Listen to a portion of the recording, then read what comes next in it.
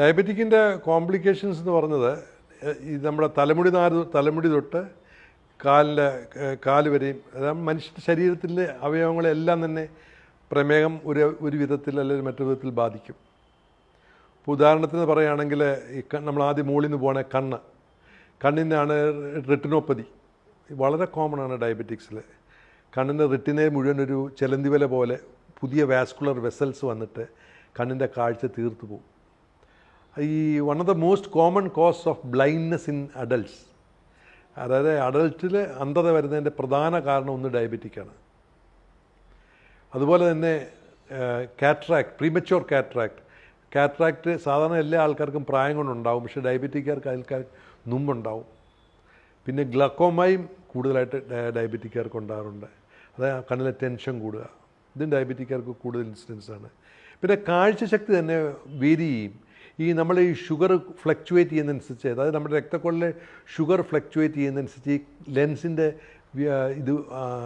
തിക്നെസ്സും തിന്നസ്സും ഉണ്ടാവും. നമ്മുടെ ഈ ഓസ്മോസിസ് പ്രോപ്പർട്ടി ഉപയോഗിക്കുമ്പോൾ കണ്ണിലെ ലെൻസിൻ്റെ കട്ടി കൂടുകയും കട്ടി കുറയും, അങ്ങനെ കാഴ്ച തന്നെ ഫ്ലക്ച്വേഷൻ വരും. അതുകൊണ്ടാണല്ലോ നമ്മൾ ഒഫ്താൽമോളജിസ്റ്റൊക്കെ എപ്പോഴും പറയുന്നത് ഡയബറ്റിക്ക് നല്ലപോലെ കൺട്രോൾ ചെയ്തിട്ടേ കണ്ണാടി പോയി മേടിക്കാവൂന്ന്. പിന്നെ ഈ രക്തക്കുഴൽ അടഞ്ഞു പോകുന്ന വെയിൻ ഒക്ലൂഷൻ കൊണ്ടും സഡൻ ബ്ലൈൻഡ്നെസ്സും ഒക്കെ ഉണ്ടാകും. അപ്പോൾ കണ്ണിന് എല്ലാ രീതിയിലുള്ള കോംപ്ലിക്കേഷൻസും നല്ല ലെവലിലുണ്ടാകാം. ഇതിനെ ഒരു പരിധിവരെ നമുക്ക് പ്രിവെൻറ്റ് ചെയ്യാൻ സാധിക്കും. അതായത് നമ്മൾ റെഗുലറായിട്ട് ഐ ചെക്കപ്പ് നടത്തുകയും, അപ്പോൾ പുതിയ വരുന്ന വാസ്കുലർ വെസൽസിനെ നമ്മൾ ലേസറിട്ട് നശിപ്പിച്ച് കളയുകയും, അതുപോലെ തന്നെ ഏറ്റവും പ്രധാന ഇമ്പോർട്ടൻ്റായിട്ട് നമ്മുടെ ബ്ലഡ് ഷുഗർ നല്ലപോലെ കൺട്രോൾ ചെയ്യുകയും കൊളസ്ട്രോൾ നല്ലപോലെ കൺട്രോൾ ചെയ്യുകയും ഒക്കെ ചെയ്യും. പിന്നെ ബ്ലഡ് പ്രഷർ ഉണ്ടെങ്കിൽ ഒപ്പം താത്തു വയ്ക്കുകയൊക്കെ ചെയ്താൽ ഒരു നല്ല പരിധി ഏതാണ്ട് ഇല്ലാതാക്കാം.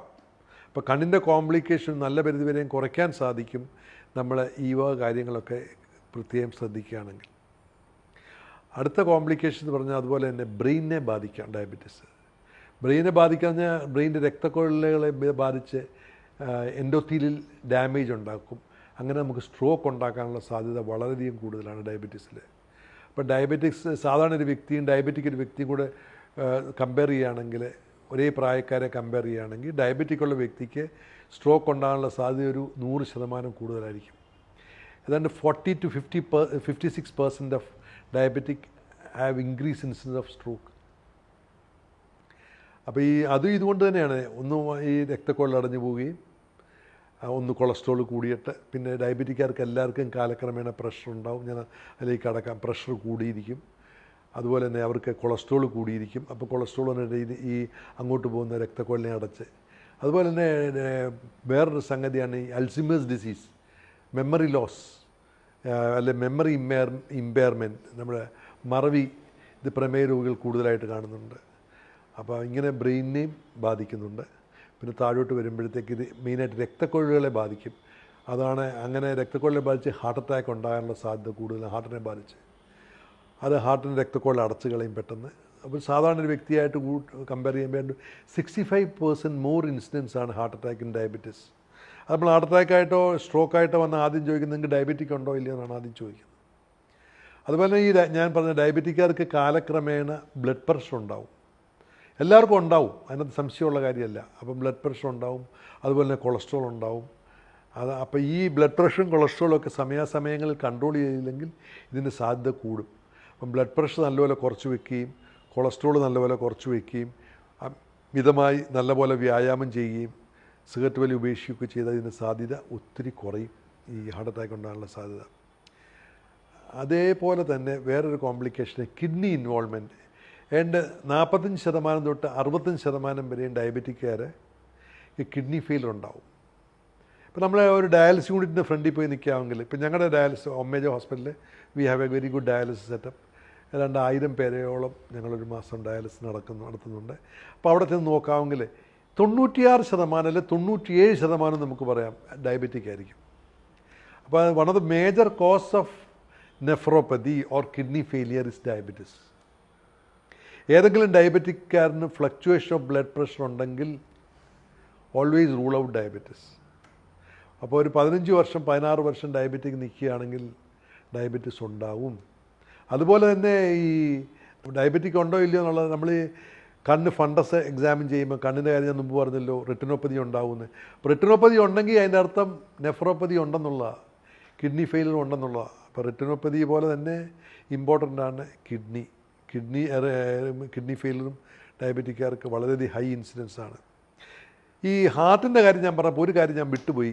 ഈ ഡയബറ്റിക്കാരന് ഹാർട്ട് അറ്റാക്ക് തന്നെയല്ല, ഹാർട്ട് ഫെയിലിയർ ഉണ്ടാവും, അൺഎക്സ്പ്ലെയിൻ കാർഡിയക് ഫെയിലിയർ. അത് ഞങ്ങൾ പറയുന്നത് കാർഡിയോമയോപ്പതി.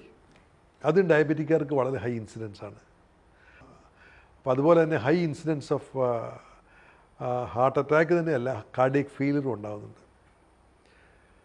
പിന്നെ താഴോട്ട് പോകുമ്പോഴത്തേക്ക് നമ്മുടെ ടെസ്റ്റിക്കിൾസ്, ഈ മെയിൽ ആൻഡ് ഫീമെയിൽ ഇൻഫെർട്ടിലിറ്റിയുടെ one of the most common cause diabetes ആണ്.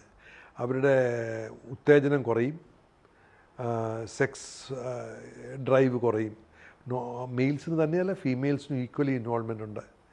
അപ്പോൾ ഡയബറ്റിക് ഒരു പരിധിയിൽ കൂടുതൽ അവിടെയും ഈ endothelial damage, vessel wall damage ഉണ്ടാക്കിയിട്ട്, അപ്പോൾ ഈ കാര്യത്തിനൊക്കെ പ്രധാനമായ ട്രീറ്റ്മെൻറ്റ് ഡയബറ്റിക് കൺട്രോൾ, ഷുഗർ നല്ലപോലെ കൺട്രോൾ ചെയ്യുക, ബ്ലഡ് പ്രഷർ കൺട്രോൾ ചെയ്യുക, കൊളസ്ട്രോൾ കൺട്രോൾ ചെയ്യുക. എന്നിട്ട് നമുക്ക് ഒരു നല്ല സെൻറ്ററിൽ കൊണ്ടുപോയിട്ട് ഈ ഇടിക്ക് വേറെ റീസൺ വല്ലതും ഉണ്ടോ, എറക്ടൈൽ ഡിസ്ഫങ്ഷൻ, അതായത് ഉദാഹരണക്കുറവിന് വേറെ വല്ലതും ഉണ്ടെന്നുള്ളത് വർക്കപ്പ് ചെയ്യുക. ഇതുപോലെ തന്നെ വേറെ സ്കിൻ ഇൻഫെക്ഷൻസ് വളരെ വളരെ ഹൈ ആണ് ഡയബറ്റിക്സിൽ, എസ്പെഷ്യലി ഫംഗൽ ഇൻഫെക്ഷൻ. പിന്നെ ഞാൻ ലങ്ങിൻ്റെ കാര്യം പറയാൻ മതി, ന്യൂമോണിയ, അൺകൺട്രോൾ ന്യൂമോണിയ, പിന്നെ അൺകൺട്രോൾ മെനഞ്ചൈറ്റിസ്, ബ്രെയിൻ ഇൻവോൾവ്, ഇതൊക്കെ ഡയബറ്റിക്കിൻ്റെ കോംപ്ലിക്കേഷൻസാണ്. അപ്പോൾ ഈ സ്കിൻ ഇൻഫെക്ഷൻ വരുന്നതുകൊണ്ട് തന്നെ ഈ ഡയബറ്റിക്കിന് നെർവിനെ ഇൻവോൾവ് ആവും. നെർവ് ഇൻവോൾവ് ആവുന്നതാണ് പെരിഫറൽ ന്യൂറോപ്പതി. അപ്പോൾ നമുക്ക് നടക്കുമ്പം നമുക്ക് കാലിലെ ഫീലിംഗ്, കാലിലെ സെൻസേഷൻ വളരെയധികം കുറയും. അത് ഈ നെർവ് ഇൻവോൾവ്മെൻറ്റ് ഡയബറ്റിക് നെഫ്രോപ്പതിയുടെ ഒരു ലക്ഷണമാണ്. നമുക്ക് ആദ്യം തന്നെ ടെസ്റ്റ് ചെയ്യാൻ ഒക്കും. അപ്പോൾ ഇവിടെയൊക്കെ അറിഞ്ഞിരിക്കേണ്ടത് ഒരു കാര്യം, ഈ നെഫ്രോപ്പതി ഉണ്ടെങ്കിലോ, സ്കിൻ ഇൻഫെക്ഷൻ ഉണ്ടെങ്കിലോ, കാർഡിയക് ഇൻവോൾവ്മെൻ്റ് ഉണ്ടെങ്കിലോ, ഇവിടെയൊക്കെ വളരെ നമ്മൾ റെഗുലറായിട്ട് നമ്മൾ ചെക്കപ്പ് ചെയ്യുകയും മാസം മാസം നമ്മളിതിനെപ്പറ്റി ടെസ്റ്റ് ചെയ്യുകയും ചെയ്ത് ഇതിൻ്റെ സൂചന കിട്ടിക്കഴിഞ്ഞാൽ പല മരുന്നുകളും മാറി നമ്മൾ ഇൻസുലിനെ അഭയം പ്രാപിക്കേണ്ടി വരും. അപ്പോൾ പലപ്പോഴും പേഷ്യൻ്റ് ഇൻസുലിൻ എടുക്കാൻ മടി കാണിക്കുക. അപ്പോൾ നമ്മൾ അവനെ മനസ്സിലാക്കി കൊടുക്കുക, why we are selecting for insulin. ഇത്ര നാളും അത് ഒരു പരിധി വരെയും ഇത്രയും നാളും അവൻ്റെ ആ ട്രീറ്റ്മെൻറ്റ് അവഗണന കൊണ്ടായിരിക്കണം ഈ പ്രശ്നങ്ങളൊക്കെ ഒക്കെ ഉണ്ടായിരിക്കുന്നത്. അപ്പോൾ ഇങ്ങനൊരു പ്രശ്നം ഉണ്ടപ്പം നമ്മളെപ്പോഴും, അല്ലെങ്കിൽ there is A saying that whenever there is A stress or strain നമ്മൾ ഇൻസുലിനാണ് എടുക്കേണ്ടത്. അപ്പോൾ അത് നമ്മൾ പേഷ്യൻറ്റിനെ പറഞ്ഞ് മനസ്സിലാക്കുകയും ഒക്കെ ചെയ്യണം.